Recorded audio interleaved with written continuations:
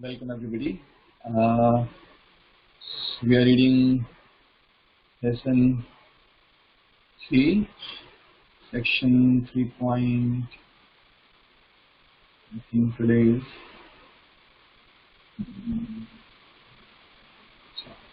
conscious space.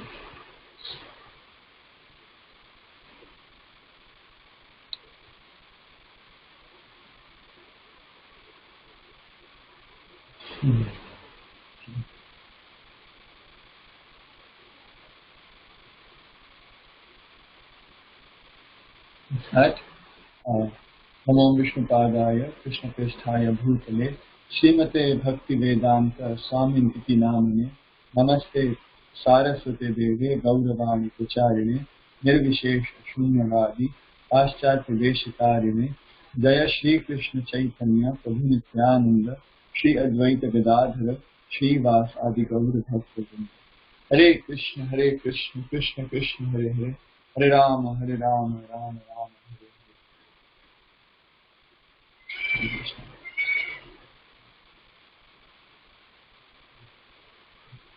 We are reading section 3.9, conscious space. So, the material space is just the reflection of the conscious space. The conscious space is made up of eternal existence, knowledge, and spiritual joy. So, okay, question. Which verse of Bhagavad Gita says that material space is just the reflection of the conscious space? Which verse of Bhagavad Gita conveys this idea, conveys this message? Okay, Abhishek Bansal Prabhu is always very eager. Thank you, Prabhu. Yes, 15.1. Urdhva moolamadha shakham ashwatham prahuravyayam chandamsi yasya parnani yastam veda saveda ved. This verse says, Urdhva moolamadha shakham. Just like you see a reflection of a tree in a nearby water body. Let's say there is a not river, because generally rivers are turbulent, but the pond or lake where the water is stable, little bit stable, and you can see the reflection of the tree. So in the reflection you see the roots are upwards and the branches are downwards. So urdhva moolam means the roots are upwards. Adha shakham, shakha, the branches, they are downwards. Ashwatham prahuravayam. So this is the ashwatha, or the banyan tree of this material existence. This is the idea of reflection. So now, okay, we are talking about the reflection, which is the material world, Urdhva Moolam Adha Shakam. But what is the original tree whose reflection is this? That is the conscious space. So yesterday we discussed about material space, the reflection. Today we will discuss about the original tree, which is the real tree. So an example is given when you want to eat the fruits. So where will you pick the fruits from? From the reflection or from the real tree? If you are hungry, you want to eat the fruits. Where will you pick the fruits from? From the reflection or from the actual tree? From the real tree, yes. So, but the fruits are also there in the reflection, right? Fruits are there in the reflection, but we cannot catch them. But in the real tree, the fruits are there and we can also catch them. So these traits which we are looking for, we want eternity, we don't want to die, we don't want things to end abruptly, like these days coronavirus. So many people, even so many devotees are leaving. That is very painful. We don't want that. We want to live eternally with devotees. We want to live eternally with, we don't want to lose our devotee friends. We don't want to lose anybody. So that is why we are looking for eternity. But this is not there in this world. It is not here in the material world. Material world is temporary, but spiritual world is eternal. Similarly, we don't find real knowledge here. Its material world is full of ignorance, but spiritual world we saw, it's how it is self-revealing. It is full of knowledge. And then we are trying to find happiness in this world, but we get only distress. We get even if we get some happiness, it is so fickle that we cannot really enjoy. So that is why material world, the reflection has no fruits. You cannot eat those fruits, even if they are visible. But in the real world, these things exist. Some of the traits of this space are, in this space, in the conscious space, in the spiritual space, every object is conscious, effulgent, and self-revealing. The nature of every object. So see, what is space? Space means objects are there, right? We saw yesterday what is space. Space provides existence to objects, distinct identification to each object. If there are no objects, then there is no meaning to the space. Similarly, there is no space, the objects cannot exist. So both are there. So in the space, objects are there, but the nature of these objects is conscious, effulgent, self-revealing. In the conscious space, we have a distinct identity based on our relationship with Krishna.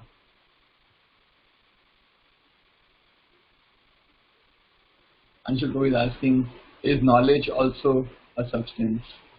Good question. I don't know, ask her. I don't know.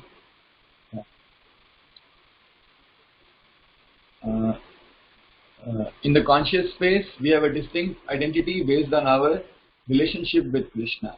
So Krishna is the absolute truth, and we are his parts and parcels. So our identity is based on our relationship with Krishna. Prabhupada gives the example like we have fingers, we have a body, means let's say me, the person, the body, the whole thing. But one finger has identity, but what is the identity of finger? So nobody will say this is just a finger. No, somebody will say this is Vipul's finger, because so if somebody wants to convey me some, like somebody wants to shake me, he will say, oh, they will take my hand and they will shake it. They will say, oh, I'm shaking Vipul because this is Vipul's hand, right? So my identity, so this hand has no identity without me. Similarly, so in conscious space, distinct identity of every object or every individual is based on relationship with Krishna. Each conscious being is defined by a relationship with the absolute being, Krishna.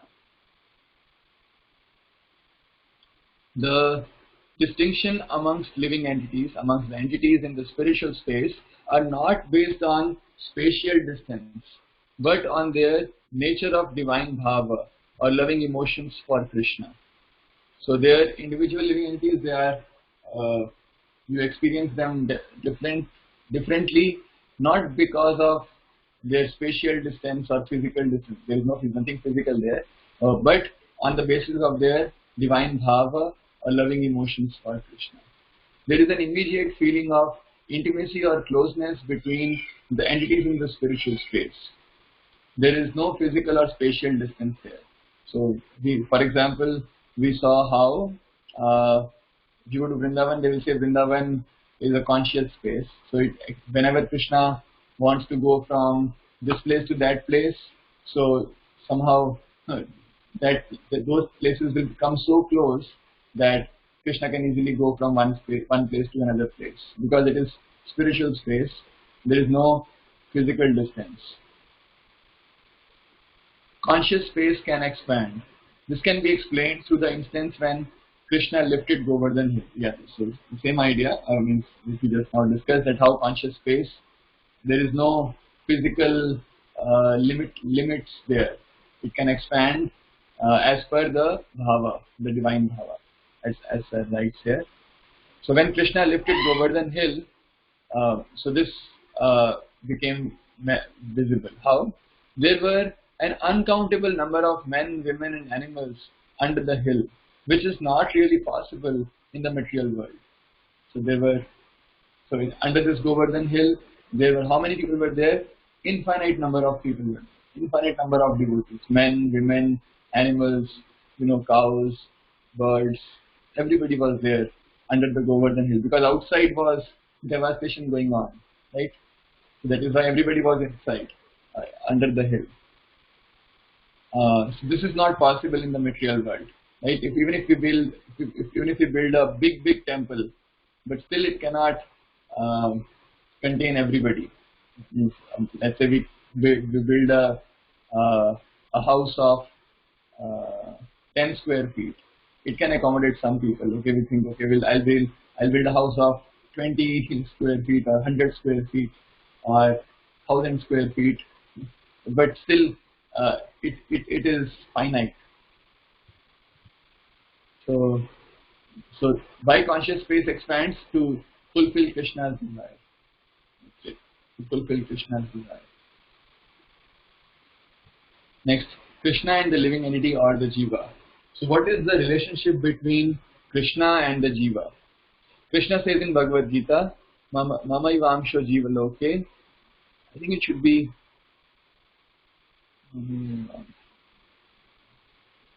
Mama Ivamsho Jiva Loke, Jiva Bhuta Sanatana, Manashashtani Indriyani, Prakritisthani Karshati. So it means the translation is the living entities in this conditioned world, Krishna is saying, they are my fragmental eternal parts. So we are all parts and parcels of Krishna. But due to conditioned life, they are struggling very hard with the six senses, which include the mind. So although we are parts and parcels of Krishna, but we have kind of forgotten Krishna and we are struggling very hard with the six senses. So what are the six senses? What are the six senses? Somebody can write. Let's see who writes first. Let's see who can beat Abhishek Bansal. What are the six senses?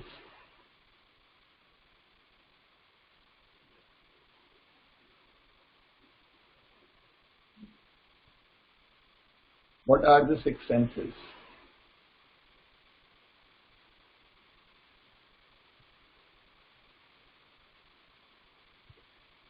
Let's see who writes first.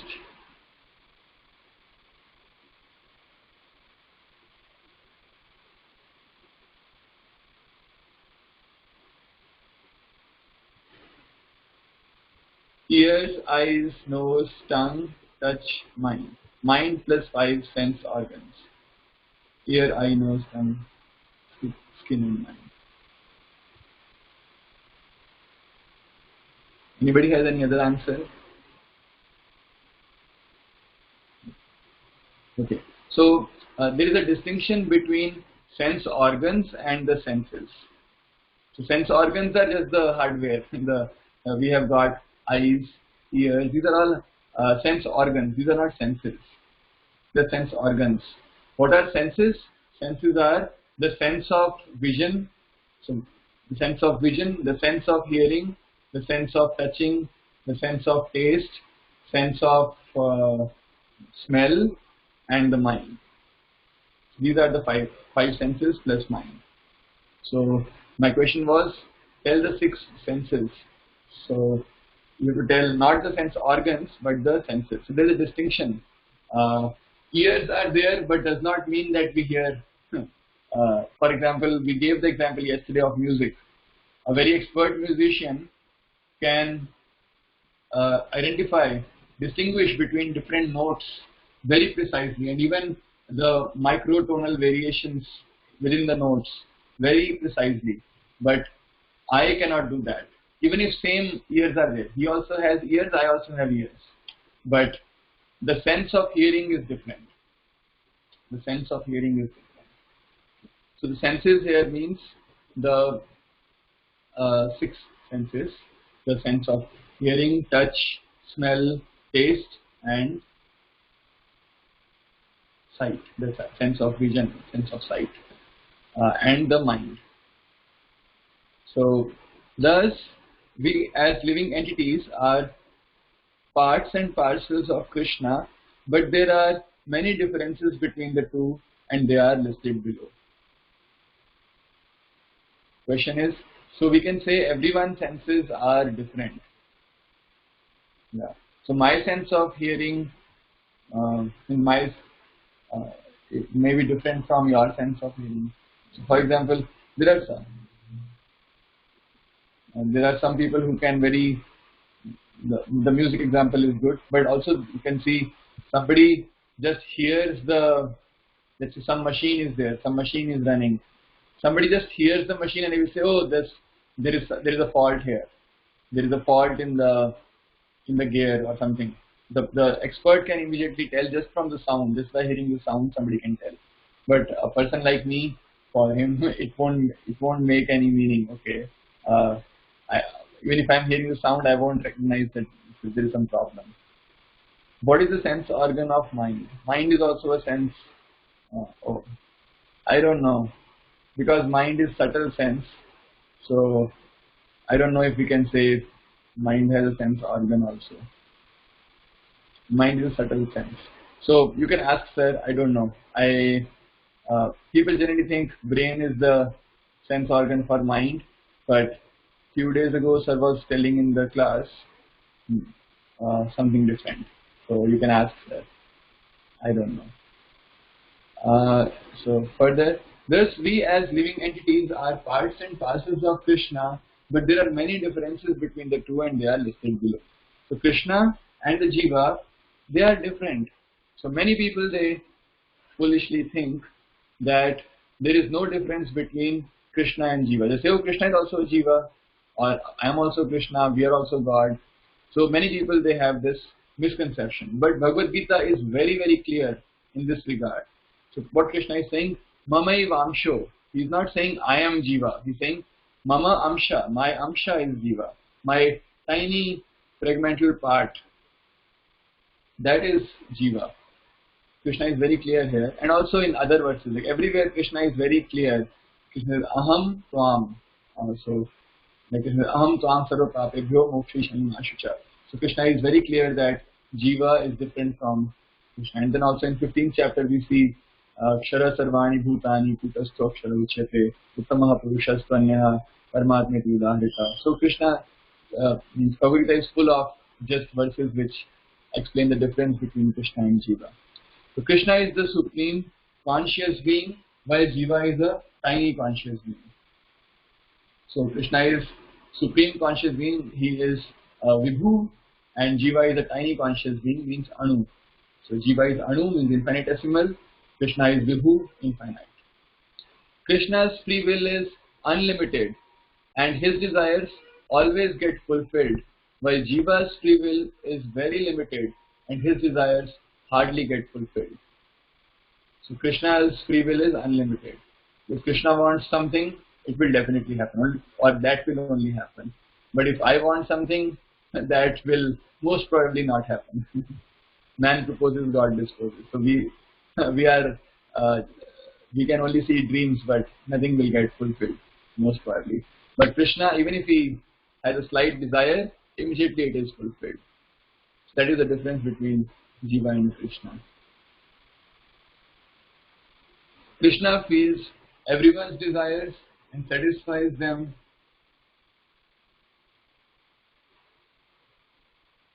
Krishna feels everyone's desires and satisfies them accordingly, while Jiva hardly feels beyond his or her own selfish desires. Krishna is the Kshetrajna, he knows everyone's field of activity. He knows everyone's desires and he can, or he only satisfies, but we hardly feel beyond our own selfish desires. Krishna thinks for everyone, while Jiva hardly thinks for others.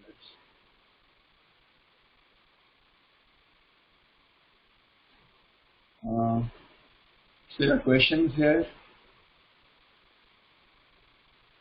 Let me just complete this one verse. So Krishna is the only Purusha. He's the only enjoyer.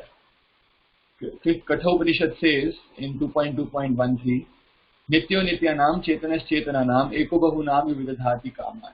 That Krishna he is the prime eternal amongst all eternals. Amongst all the Nityas, all the eternal beings, Krishna is one Nitya. Krishna is one special Nitya, the prime eternal. And Chetanas Chetananam. He is the supreme living entity of all the living entities. So Chetan means somebody who is conscious, a living entity. So amongst all the living entities, all the Chetan beings, Krishna is one Chetan. Means he is one very special. Means he, especially this verse is pointing he is that special Chetan. And what does he do?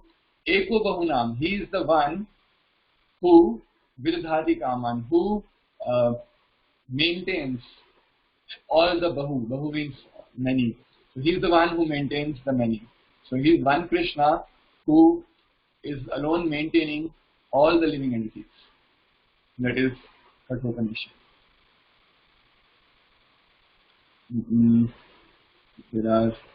Let's start with the questions. So there is question from Saksham Prabhu. Part of infinity is also infinity. Why are we tiny then? Good question. Yeah, I don't know. You can ask this question this way. That infinity we take apart, it is also infinity. Why we are tiny then?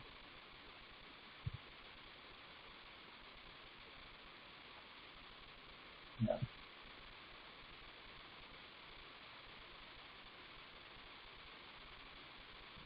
Yeah, so you can ask. I'm not. I have not thought about this. Dhananjay Prabhu says, I have heard somewhere that we have more than 6 senses, like sense of hunger or thirst or pain. Okay. Mostly, how do I know if I am hungry? How do I know? Okay, pain. Let's start with pain. Pain is a little easy. How do I know if I have pain? Pain is a touch experience, right?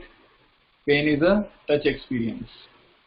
So the sense of touch will tell me about pain. Internal pain also is touch experience. No? If I have stomach ache, that is also a touch experience.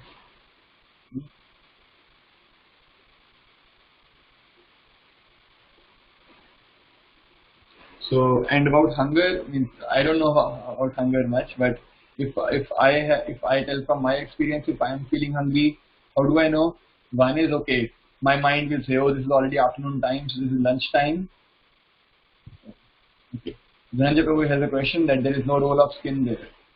So that is why I said skin is just a sense organ. There are so many other sense organs also which are involved in pain experience. For example, my tongue also, sorry, not pain, I mean touch experience. My tongue can also have touch experience, right?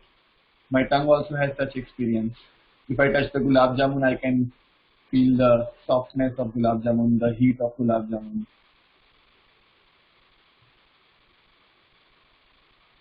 Yeah.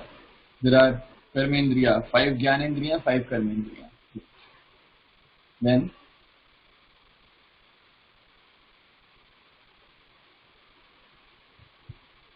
yeah. Okay, good. So you're saying that there are not just 6 senses. Yeah. So this verse is talking about, I think, jnanendriya. Yeah. And yeah, pain is, I see it as a touch experience. Um, that makes sense to me. Even if I have stomachache, it's a touch experience. Sometimes if you eat chili and you say my stomach is burning because of the chili, that is a touch experience. Right? Or if you drink very hot water, very cold water, then you say, oh, my stomach has become very cold because I'm drinking cold water. That is a touch experience. Because I see it like that. It may be wrong. You can confirm from Sir, but this has been my understanding. So at least what examples you have written here, I can relate them to such experience, sense of hunger and thirst. Nausea, suffocation, there must be some symptoms of that, right? So those symptoms might be reducible to some experience.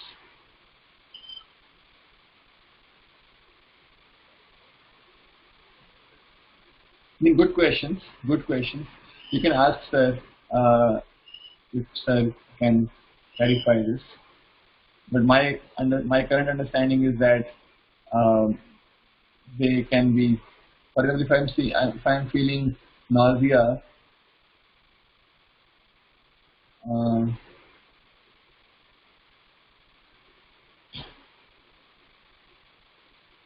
my sense of touch will change. My sense of, I mean, I experience something in my touch space. I experience something in my face space. Like if I get headache, also I think I see it as a touch experience. Suffocation, I'm not able to breathe. So that is also, I think I'm kind of not able to answer. Yeah, you can ask sir, because I think generally sir does the session on Monday where you can ask any question.